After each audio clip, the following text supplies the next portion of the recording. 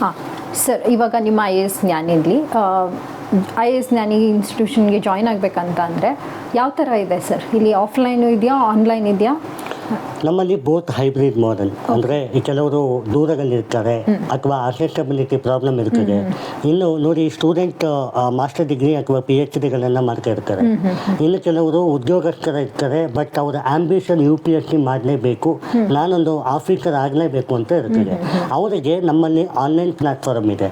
ಈ ಆನ್ಲೈನ್ ಮತ್ತು ಆಫ್ಲೈನ್ ಏನು ಬೇರೆ ಬೇರೆ ಅಲ್ಲ.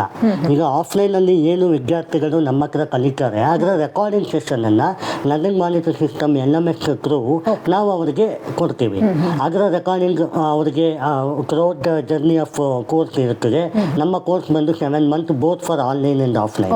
ಅವರಿಗೆ ನೋಟ್ಸ್ ಪ್ರೊವೈಡಿಂಗ್ ಆಫ್ಲೈನಲ್ಲಿ ಹೇಗೆ ಕೊಡ್ತೀವೋ ಹಾಗೆ ಕೊಡ್ತೀವಿ. ಮತ್ತು ಅವರಿಗೆ ಟೆಸ್ಟ್ ಸೀರೀಸ್ ಕೂಡ ಇರ್ತದೆ. ಬೋತ್ ಅವರು ಏನು ಆಫ್ಲೈನಲ್ಲಿ ಯಾರು ಓದಿರ್ತಾರೆ ಅದೇ ಥರನೇ ಆನ್ಲೈನ್ ಅವ್ರಿಗೆ ಇರ್ತದೆ.